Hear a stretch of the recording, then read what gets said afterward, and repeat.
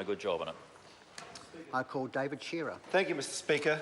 I'm just going to take a very short call on this bill, which has, as we've heard, support from right across the House.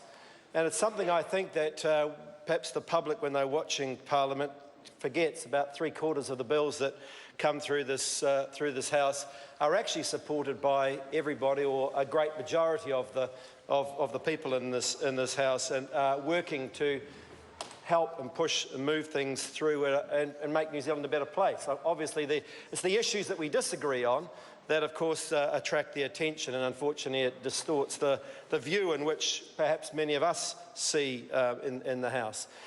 So I'm very aware that the main event has arrived in the Parliament here in the form of Kevin Haigh. And I just wanted to say, before I start and just go through a couple of issues on this bill, that we will miss Kevin. He's been a terrific colleague to have in the House and in Parliament and in politics. I wish him all the very best for the future, Kevin, but I think Parliament will be less of a place without your wisdom and your thoughtful way that you've interjected and worked on issues. So all the very best. So, as I said, this bill, the Evidence Amendment Bill is first brought in 2006. It would have made lives a lot better for many people who are facing the gruelling experience of standing in front of a court and having to relate intimate details of their sexual history, etc., in front of courtrooms, often in front of the person who is alleged to have carried out those crimes. It's 2006, it's now 2016, it's taken 10 years for this to come into the Parliament. It will be passed today. It will be passed, as I said before, with the full support of this House. But I just can't help but think that if it had been passed earlier, how many people would not have had to go through that experience as a result of this bill taking so long. And while I commend the committee and the work that it's done on this bill, sir, I think the government really needs to front up and realise that actually it could have done a lot better on this. Sir, New Zealand has a pretty terrible record when it comes to domestic violence and sexual violence. We're 5th from the bottom of 31 OECD countries. We kill one child every 5 weeks. And of those children who die, about 90% of them die by the hands of people that they know. It's not a great record.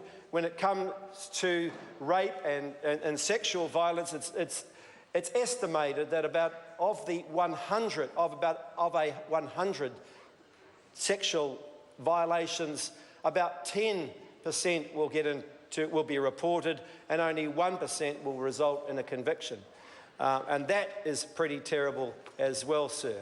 Now, this bill won't fix the conditions and the reasons why those offences are committed, but it will make the people who are giving evidence in front of a court make their experience that much easier. And people have gone through this, the reasons for this earlier.